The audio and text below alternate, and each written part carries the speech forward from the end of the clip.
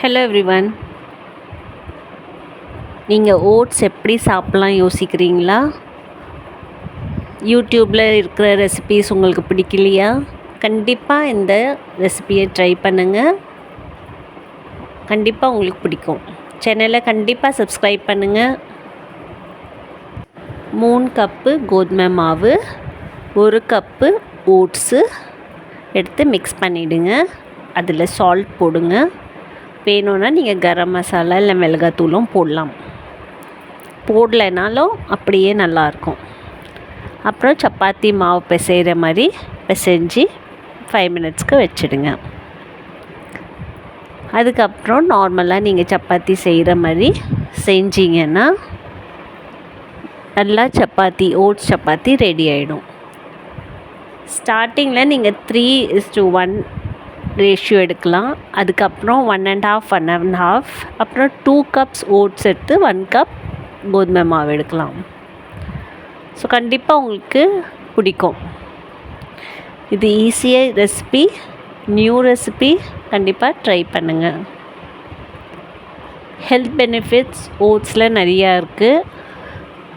So கண்டிப்பாக try பண்ணி பாருங்கள். நீங்கள் கிட்ஸ் லஞ்ச் பாக்ஸில் கூட இதை வைக்கலாம்.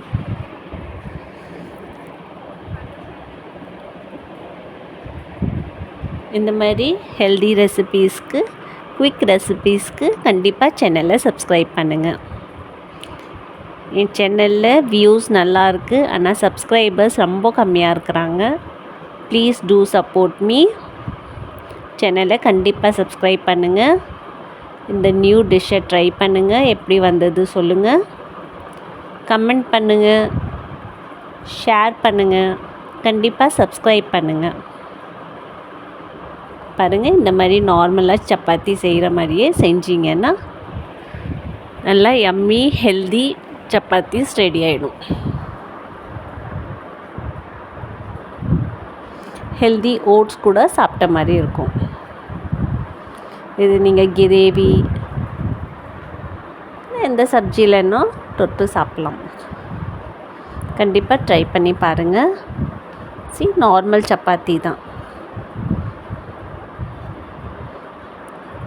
ஸ்லோலி கிராஜுவலி நீங்கள் ரேஷியோவை மாற்றலாம்.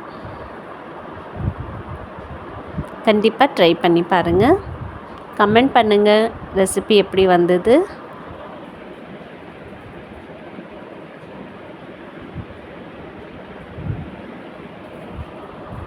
சேனலை கண்டிப்பாக சப்ஸ்கிரைப் பண்ணுங்கள். பாருங்கள், நார்மல் சப்பாத்தி மாதிரி தான் செய்யணும். எல்லா பக்கமும் நல்லா வெந்த பிறகு எடுங்க. இந்த மாதிரி கொஞ்சம் ப்ரௌனிஷாக ஆகிடும், ரெட்டிஷ் ப்ரௌனிஷ். சேனலை கண்டிப்பாக சப்ஸ்கிரைப் பண்ணுங்கள். Take care. தேங்க்யூ.